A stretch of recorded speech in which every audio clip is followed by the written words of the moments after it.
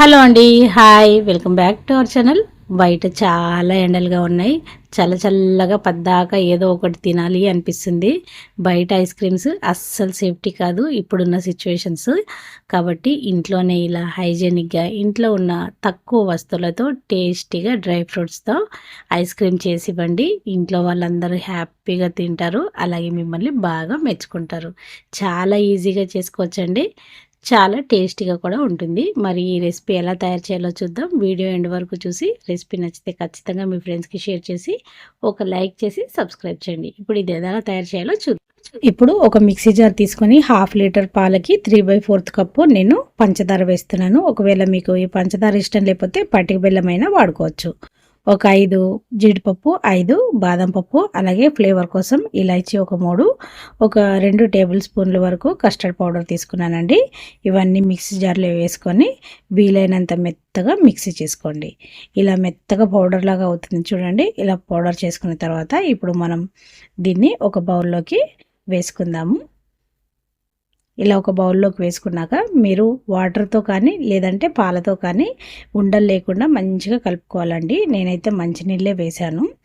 మీకు ఒకవేళ కాచిన పాలైనా నార్మల్ పాలైనా సరే వేసుకొని ఇలా ఉండలు లేకుండా మంచిగా కలిపేసి పక్కన పెట్టుకోండి.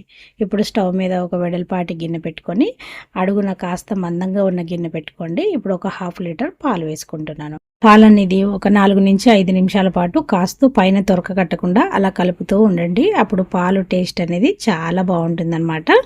ఇలా ఒక 4-5 నిమిషాలు పాలు మరిగిన తర్వాత మనం ముందుగా వాటర్లో కలిపెట్టుకున్నాం కదండి కస్టర్డ్ పౌడరు, దాన్ని ఇందులో కొద్దిగా వేసుకుంటూ ఉండలు కట్టకుండా చక్కగా కలిపేసుకోండి. ఇలా వేసుకున్న తర్వాత కలుపుతూనే ఉండండి. వేసిన తర్వాత కలపడం ఆపేస్తే మనకి పాలు అనేది ఉండలు కట్టేస్తుంది. కాబట్టి కలుపుతూ ఉంటే ఒక 3 నుంచి 4 నిమిషాల లోపు మనకి ఇలా చిక్కగా వచ్చేస్తుంది. చూడండి ఎంత బాగా ఉడికిపోయిందో. అందుకోసం మనం అడుగున కొంచెం మందంగా ఉన్న గిన్నె పెట్టుకుంటే అడుగంటకుండా ఉంటుంది.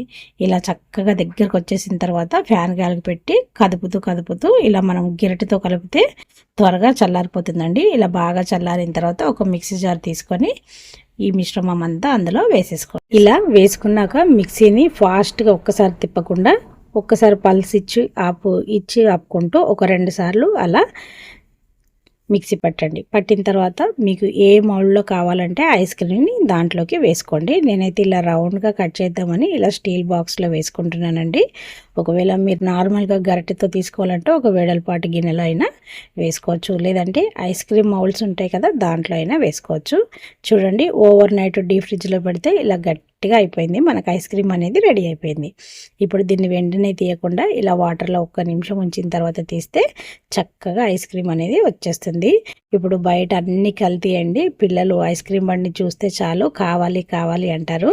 అలాంటప్పుడు మీరే ఇంట్లో ఇలా హైజీనిక్గా రోజు ఒక వెరైటీ ఇలా పిల్లలకి చేసి ఇవ్వండి.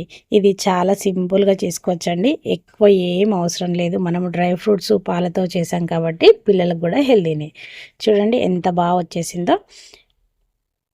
మీరు కూడా ఒకసారి ట్రై చేయండి, చాలా బాగుంటుందండి. బయట కొన్ని ఐస్ క్రీమ్ కన్నా మనం ఇంట్లో చేసి తింటే మనకి కూడా చాలా సంతోషంగా తృప్తిగా ఉంటుంది. ఇలా పైనుంచి కొంచెం డ్రై ఫ్రూట్స్ వేసి గార్నిషింగ్ చేసి పిల్లలకి అలా ఇచ్చేసేయండి. ఇంటికి గెస్ట్లు వచ్చినా సరే ఇలా డీప్ ఫ్రిడ్జ్లో చేసింది ఉంటే సడన్గా వచ్చిన వాళ్ళకి కూడా మనం హ్యాపీగా ఇచ్చేయచ్చు. మరి ఇంకేంది ఆలస్యం, మీరు కూడా ఈ ఐస్ క్రీమ్ ట్రై చేసి ఎలా వచ్చిందో నాకు కామెంట్ చేయండి. అలాంటి ఇలాంటి మంచి వీడియోస్ మన ఛానల్లో ఇంకా ఉన్నాయండి. ఒక్కసారి ఛానల్ చెక్ చేసి మీ ఫ్రెండ్స్కి రిలేటివ్స్కి షేర్ చేయండి. థ్యాంక్ యూ అండి. Thank you for watching.